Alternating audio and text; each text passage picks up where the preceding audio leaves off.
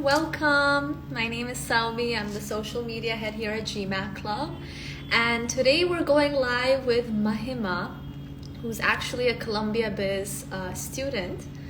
She is also a contestant of our YouTube MBA competition. Contestant number 2, by the way. And her video is going to be going up on the 31st of May. So stay tuned for that. Help her video get the engagement that it needs. So I'm going to invite Mahima to join us. If you have questions, about the MBA, about the GMAT, feel free to ask, and we'll try our best to answer them.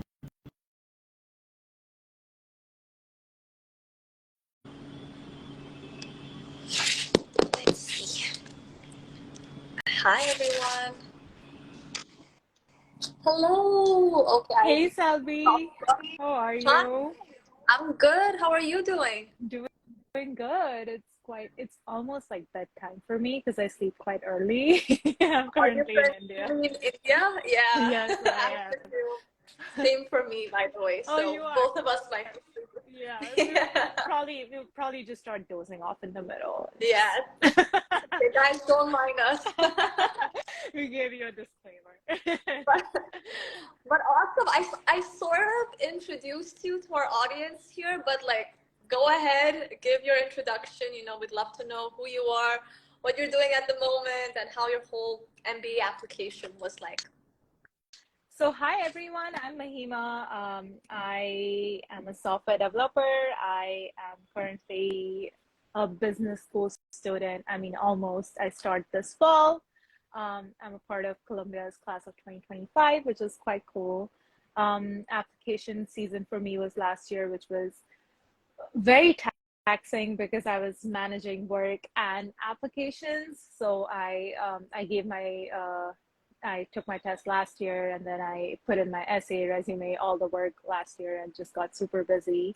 But I'm just glad that's out of the way, and I'm good to go to school. And currently, at the moment, I'm just really resting, spending time with family, preparing a little bit for business school, and yeah, just putting out a lot of content on Instagram. I saw your stories, and you seem to be enjoying India to its Oh, fullest. What did you miss the most coming back? yes. I think it has to be the street food, which seems Mhm. like almost an illegal answer because I fell sick thrice already. But Makes sense. but you miss that so much when you're there. So I think I hadn't been home in 3 years, so I just miss being with family, friends, and it's difficult for someone to study abroad to be an Makes international student. So I completely relate with everyone who's going there and going through the whole journey for themselves. So have you been in the US before this? And for how long?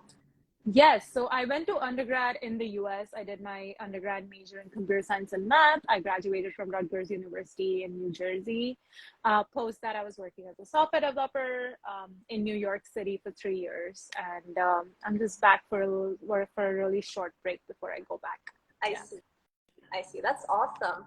Someone here asked your skincare routine. I don't know who they asked this question.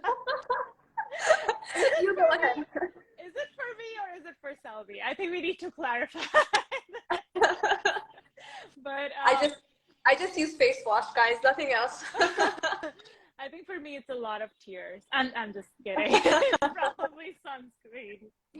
But yeah, I think it's drinking a lot of water. I think that really works for me. Well, one thing that I mentioned in the beginning, and I'll mention it again, Mahima, you are part of you're one of the contestants for our YouTube MBA competition, which we've titled MBA Showdown. So would you like to give a little sneak peek as to what this video is about? Yes, so uh, I'm very excited. I am participating in this YouTube competition, which Selby very kindly invited me to, and it just seems like a really cool way to reach out to more people. I didn't have a YouTube presence before this, but it's just me expanding on more social media, which I think is quite cool. And I think my video is about like a very important part of the application that kind of goes unnoticed in, the different parts where everyone just speaks about the bigger parts, like the resumes or the essays or the letters of recommendation. But I think there's another really important piece that people don't speak about too often and is very, very crucial, because I think that really makes or breaks your chances of getting into really good schools. So I don't want to really give it away, so you have to wait for the video for that, but it's just a really important part of the application, and it also includes a little bit of an exercise that I think will go really well for someone who's just going about the process themselves this summer. And yeah, I think I also mentioned that there's a lot of help around it. So if you want to post in the comments any questions, I'd be really looking at them very closely. And yeah, it's very exciting. I'm excited about this. Yeah, guys, make sure May 31st, her video is going to be going up on our channel. So engage, engage, engage. That's all I got to say. Yes, please. All Yes, right. please. So let's start, let's just go a little back and start with like the whole application process. What did you start with, like the first? What was the first thing that you started with? Yeah, so for me, I think for most people, it might be a different route if you've already taken the test. But for me, it was truly just starting with the test prep, because I kind of rushed through the whole process because of some personal reasons. So starting April, the first step for me was definitely, taking the GMAT and then just knowing the test pattern, because before this I had like a brief idea, but I had never taken a whole test to know like what my strengths are. So my first step was 10 days of taking some free practice questions online. And then I took my first free practice test, I think 15 days into prep, just because that's what a lot of people recommend and is really good advice. So as soon as you're in the process, take a test, because once you take a test, you have a good idea of like what your strengths are. Is it the verbal? Is it the math section? You just get a better idea of your strengths, and from there you can really cater your prep. So for me, I think I quickly realized that verbal is not my strong suit. So that was a really good eye opener for me, and then I could really focus all my energy in that section. So I took the test, and then I think the first step was definitely getting the GMAT out of the way. And then once I got a decent score, I started preparing more of my resume and my essays. Did you ever consider taking the GRE, or like you knew that you have to take the GMAT? Yeah, that's a really good question. And I think one follow-up question that I get from a lot of people on this is, do business schools have a preference between the GRE or the GMAT? And I think about that, the only thing I would really say is no. I think it's very, I think business schools have a very open mind about both tests, because they understand both of them really well. So truly, truly take what you feel more comfortable in. And personally, I think I didn't go down the GRE route because, I mean, this can be not 100% right thing as well. But like I read somewhere that like GRE is for people who are stronger in English, or who are better in vocabulary. Yeah. And I knew slowly that's not my strength, and math was my strength. So I know GMAT math section is a little bit tougher, but rewards you really well if you do well on it. And since I was a math major in undergrad, that was my strength. So it just felt more natural to take the GMAT. But if someone who's going about it and is confused between the two tests, I would recommend taking a practice test of both, seeing where you score better, and working on that one. Yeah. And someone here asked, like, which books would you recommend for basics? Yeah, so for books, I think the official GMAT has their books, which I bought, like the physical copy. But then they also give you a little code which lets you log into their online GMAT Wiley account, which are the same questions but online. So use that section and solve those questions online, because the GMAT is a computer adaptive test, so you'll be taking it on a computer. So don't get too used to solving on a paper and doing it like a normal test that you take at home. Always be in the habit of taking it as a computer-based test. So that's the first thing I would recommend, and I think it works great. It worked great for me because it gave me a lot of practice, and it also lets you select like the difficulty level. So if you want to take just easy questions first and then move to harder, then you can really cater your prep for the day on the basis of the difficulty level as well. And I watched the other live of yours, and you mentioned that you didn't really go for any course for the GMAT. You just did almost everything self-study.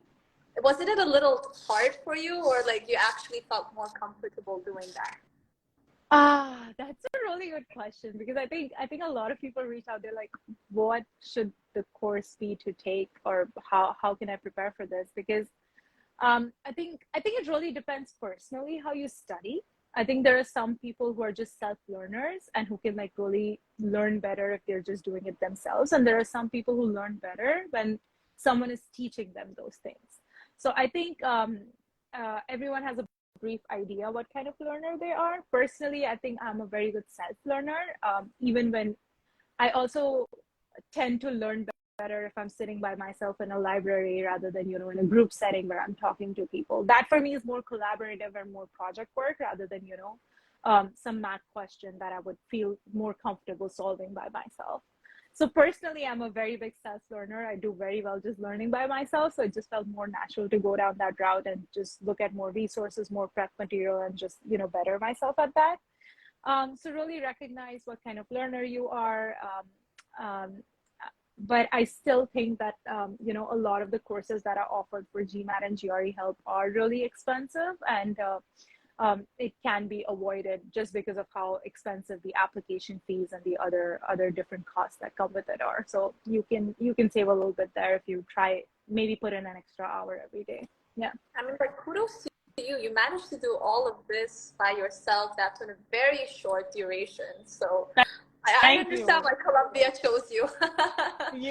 Thank you. And I had no social life all summer, which I wouldn't recommend to anyone. But I stopped posting on Instagram. I was very active on my Instagram page before that, and I was not doing anything socially. But yeah, it was just a dark time. You're so social now. Exactly. I'm just rewarding myself way too much, but I'm just like, okay, you worked too hard last summer. This is your time to really relax. Let's do it. Perfect. One more question I had was, I mean, some people are asking like masters in other countries. Was the reason you chose US because you studied there already, or you had some other countries in mind? Yeah. So I think I never had any other country in mind, to be very honest, and this was also a very family-based reason. So my real sister, my sibling, lives in the States, and then she lives quite close to me. So, and this is something I would totally recommend for someone who's going out of this country, completely new, international. It's important to have some family and friends around. It gets quite lonely, so it's good to have someone around you. Which was a very important factor when I went for undergrad. And then post that, I think for business school, it just felt more natural because all my professional experience was in the US. I just understood the US landscape better in terms of their business, technology, and all those different things that I was going to business school to learn. So it just felt like a more natural thing to go about. I know a lot of people go to Europe, which has amazing business schools as well. And a lot of Indian people go to Paris. There's NCR, there's HEC, and like all these really good schools that you can really think about. But personally, for me, I think they were India. India has some really good schools. There's IIMs, there's ISB, and like they're all really, really good schools that get you hired into some of the top post MBA. There's MBB, and like all these top companies come and poach you. So yes, I don't think there's geographically that only US can get you to someplace. I think a lot of people say that only US can get you the luxury that you feel you need, but I think that's a big misconception. It's truly what you make of business school. So yeah. Makes sense. Okay, someone asked here, and I mean, feel free to comment on this if you'd like, but did you take the help of any consultant for the admission process? Another place that I haven't put a single dollar in. No, I did it all by myself, and this is something I would strongly say that you should try doing by yourself, just because of the essays, right? So working with consultants, sometimes you you try to fit into a very generic essay format where you're just boasting about yourself and being a little bit unnatural just to get into these top schools. But what they really need is a personal story, right? I think I said this in the other live too, but like you need to have a personal story where something about you is unique, something about you stands out, that it could be a cause that's very close to you or something unique about you. And then weave that whole thing, your whole skill into your essay and what you're trying to do post business school. And I think you can tell your story the best yourself. I mean, another consultant can just do very little and help you with grammar maybe, but then there's Grammarly now that can do that for you. So there are a lot of tools online that you can make use of. And yeah, I haven't spent a single dollar on any consultant, and I don't think it's necessary. I think it can get hectic, yes, because you're drafting your essay a lot more. You're reaching out to a lot more people. So yeah, you do you if you want to, if you have that extra money to put in, if you financially feel comfortable doing that. But I feel it can be skipped. Yeah. But like one thing I know, and the reason why a lot of people would prefer going to a consultant is because like you have a lot of things to organize and it just becomes hectic at one point. You don't even know where to start, what to do. So having a consultant sort of, takes it to a certain path. Yes. Like I said, it can be very hectic managing all the different parts because like these applications are long and very hectic, and there's just a lot to think about. So if you think an extra help will improve your chances, then totally do it. Anything that improves your chances, you take it.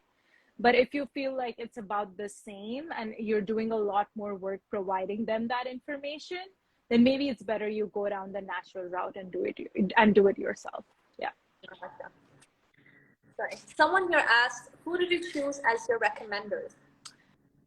Good point. So I was a very unique case in this, and something that I think people would benefit knowing is like I changed my employer in 2021 and I applied in 2022 for class of 2025 in the 2022 cycle or whatever, starting 2023. And I realized that I didn't want to tell my current manager that I'm going to business school because obviously US was going through this whole thing where I couldn't afford telling them and I couldn't afford being laid off. So I didn't get my LOR from my current manager. I got it from my most recent manager in my last job. So he recommended me, and then more schools need two. So what I did was my second letter of recommendation was from my colleague in my last job too. So both my LORs were from my last job. None of them were from my current job, the one I was working when I applied. And I spoke to a lot of business schools and a lot of AdCom committee members and asked them that is it okay I'm going down this route? And they said, you do what's more comfortable for you because we wouldn't want you to lose a job for this application. So yes, it's better if you apply through your current manager, but there are some edge cases and they work around that. I think they have most applications and most business schools do a little text box close to your application where they ask you to mention why, if anything is different, if you're, for edge cases, like if your GPA is low, GMAT score is low, if you want to put in any explanation. And there I generally used to put a statement saying that my LOR is not from my current manager because I cannot let him know that I'm applying to business school. And they said they get a lot of those cases, so it's no big deal. Yeah. Gotcha. Okay, I'm looking at another question here. So they're saying, did you put together the essay and SOP on your own, or did you go to a consultant to check? I think we just spoke about this, but I think I did it myself. Yes. You can talk a little bit about the essay and the SOP in general. Like how was it like for you? Yeah, so I think the first thing that I did for my essay was draft a 1,200 word essay about myself. And that included everything about me, my personal story, my mission statement, which should generally be in your introductory paragraph so that whoever's reading it knows exactly who you are, what you want to do, why business school, everything.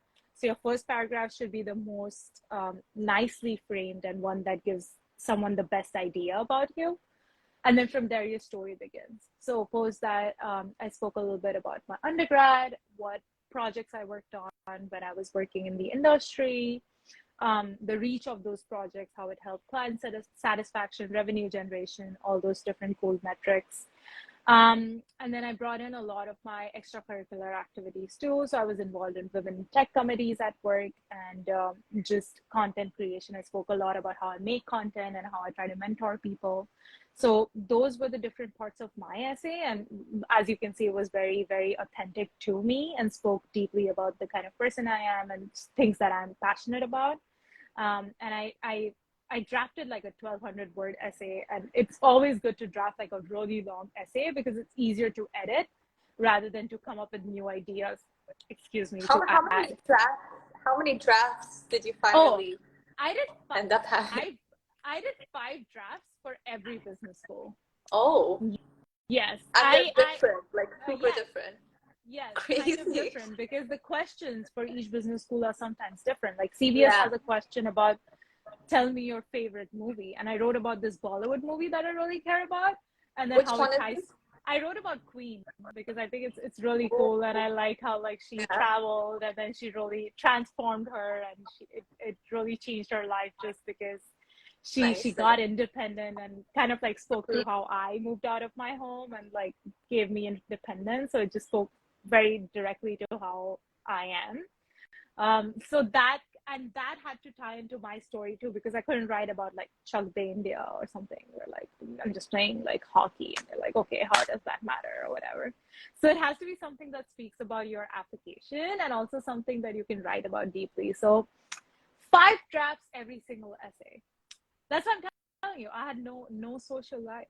When people used to text me, I'm like, this number is not reachable. I literally have no time. I was so busy last summer, but that's why I just want to reach out to people and tell them that you're probably going through it right now. It's difficult. You feel like, I have no social life. You feel like it's scary, but it's worth it.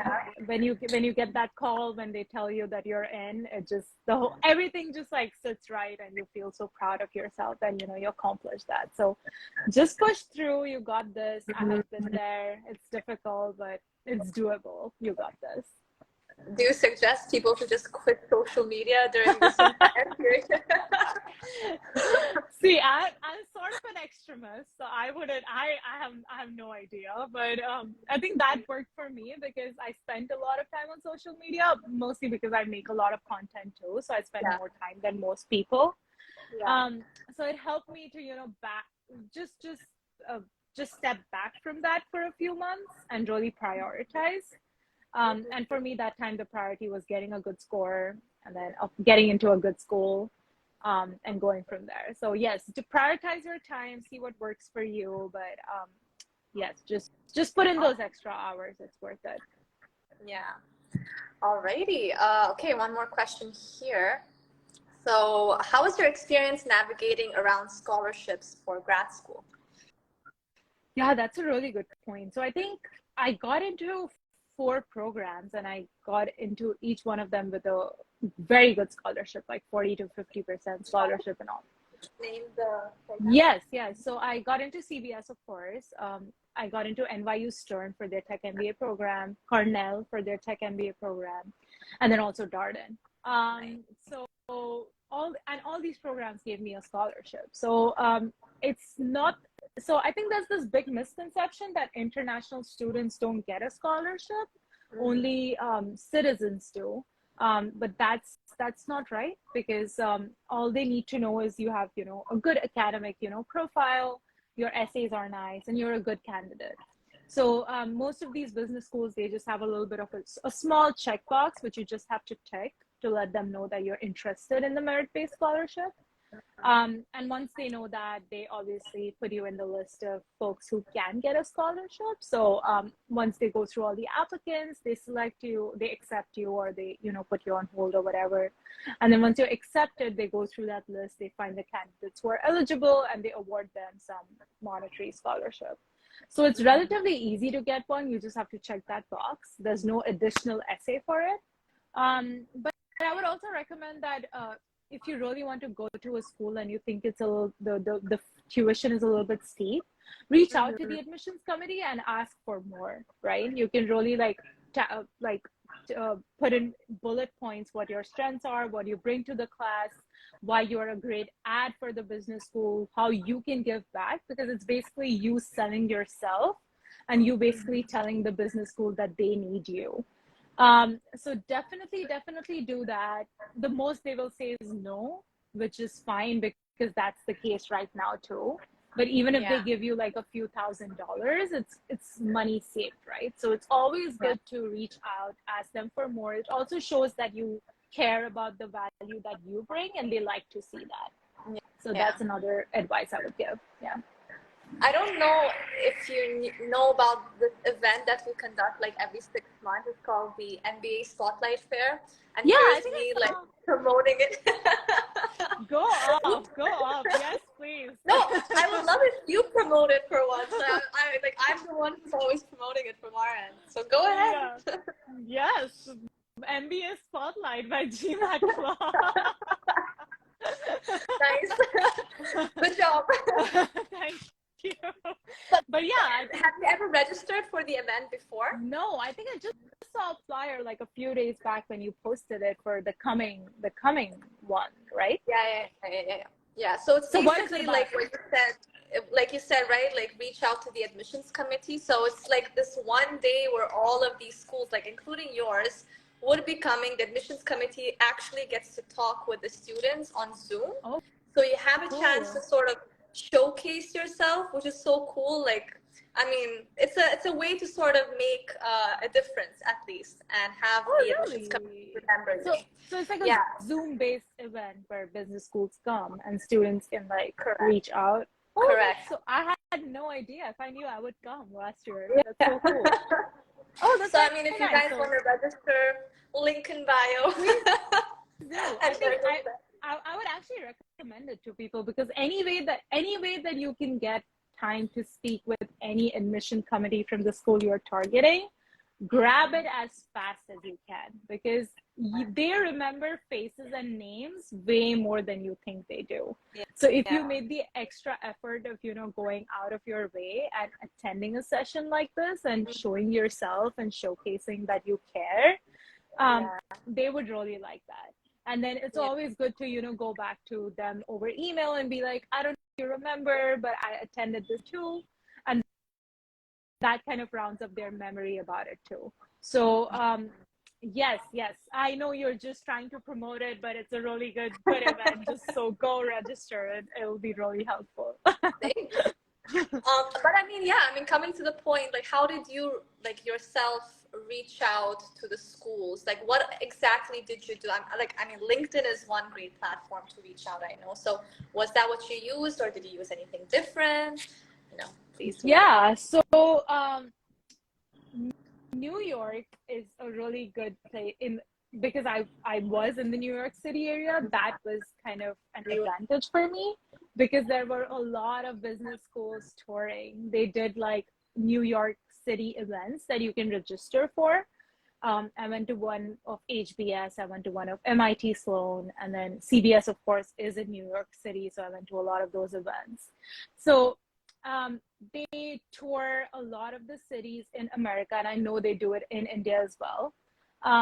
So definitely, if they are coming to your city, register because those seats fill up very quickly. So you want to register as soon as you get that email saying register. So I registered for those. I reached out to them, and then once I register and you know their names, you find them, you find their email, and then that's when you start forming that connection and reaching out to them. And then a lot of these schools also do the webinars where like they do info sessions where they host small group of students on Zoom.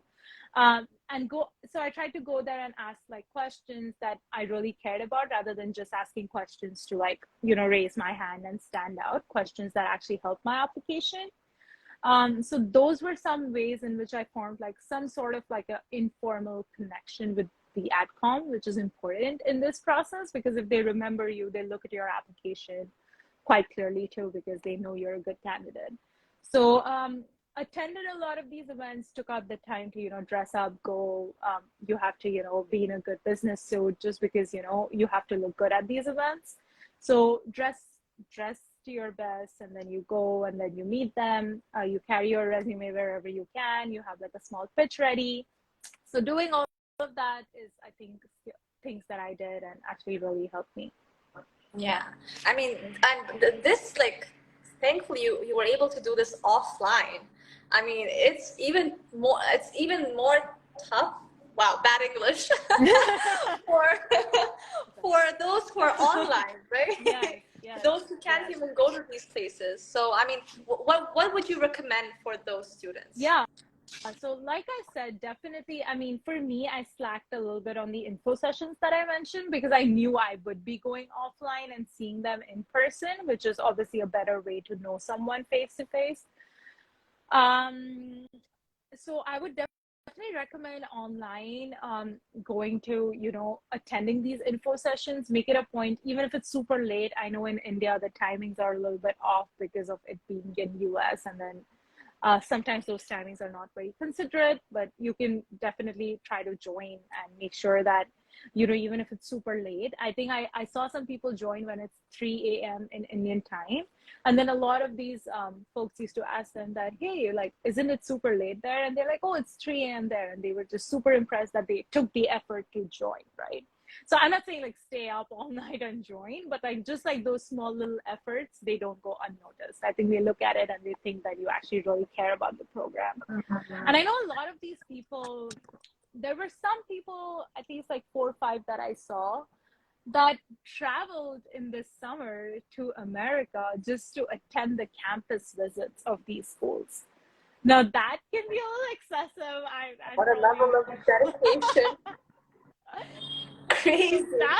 That's one way to show interest. I mean, they were just doing international trips just to attend these campus Are visits. you sure they were trying to attend these No, events? 100%. No, 100%. Oh, wow. Because I spoke to them and they're like, oh, I'm in the city for 2 days. So I'm doing this with CBS and NYU. Then I'm going to Boston for Harvard and MIT. And then I'm going to Booth in Chicago. And then they used to do this whole trip for like all these schools and go back.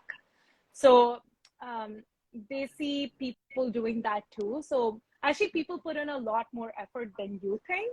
So it's always good to, go the extra mile, meet them, see if you can ask for their email while you're speaking to them one-on-one online, and always send thank you emails just to let them know that you attended and you really enjoyed the conversation. Take small notes of what they said, bring it back in the thank you email just so they know you weren't just like zoning out and you actually were getting a lot of what they said. And yeah, I think it's not rocket science. It's just basic things, just small gestures, just so they know you care. Gotcha. And I know, like, I took up, I mean, the time flew by so quick. It's 30 minutes already. So I don't want to take up too much of your time, but it'll be great to just answer a few questions that people ask here quickly. Absolutely. So someone here, I can't find it anymore, but someone here asked about like which round did you apply and what are your suggestions for people who are applying? Yes. So I applied to all my schools early decision and round one. I think that's the best shot you can give yourself, because the school is also trying to look at candidates, trying to find people to, invite to the class. And they're also looking at it more openly just because they have more seats available. So always apply early. The earlier you apply, the better chance you have. Suggestions would definitely be getting your essays and resume reviewed very constantly by people who are already maybe in that business school, or just other professionals you are networking with or they know you. So that's one thing. And then another really good suggestion that I think I got was take the test that you're taking twice. So I took the GMAT twice. Always take it twice, just because I think the second time you don't have the nerves of taking a test.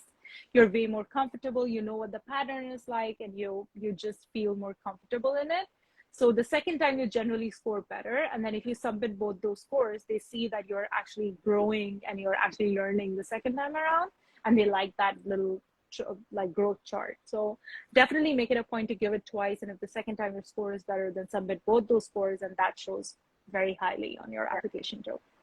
And like there's this like misconceptions that business schools care that, oh, in the first attempt you score a great Oh, score. That's absolutely not. Even if you give it thrice and there is a good, and even if you're getting a little bit better each time, they like that. So there's no reason that, oh, I just have to give one. I submitted both my scores to all the business schools I applied to. So absolutely not. I think that is a misconception, like you said. Yeah. Would you feel comfortable telling your GMAT score? Because somebody Yeah, asked here. yeah, that's fine. So the first time around, I scored a 720. And then the second time I scored 740. So it was a Nice. jump in my score. And then I submitted both those scores just because I knew it was a little bit better and it would show nicely on my application. Yeah. Alrighty. So, I mean, there are more questions here, but I feel like, this can be answered maybe in your DMs, for example. See, People reach can out reach to out my to mom. you. Now is my time to pitch in my Instagram. Go for it. But yeah, I'm actually going to say this, that I actually post a lot of content about all the GMAT Club viewers there. I post a lot of content about just GMAT, business school prep, application, and just all the things you need to know about applying. And I'm also very, very freely available on my DMs. I like to reach back to people and just help out as much as I can. Yeah. So if you're stuck anywhere, reach out to me and I'd be very, very happy to help you. And yeah, good luck with the whole process. I know it can be taxing, but there's a lot of help clearly around you to, yeah, there's a lot of help around you. Take full advantage of it, and you got this. Yes, guys, we got this. Thank you so much, Mahima. This was fun, even though it's like super late here in India, but still, it was lovely having a chat with you before I go to sleep. Same here. Same here. Thanks for having me, Selvi, and we'll be in touch. And look out for that competition video, 31st May. We will post more about it, and engage, and good luck. And help Mahima with. Yes, I need to learn. We right. need that $1,000. Yeah, I do. Alrighty. All right. Bye. Bye. Have a good night. Bye. Bye.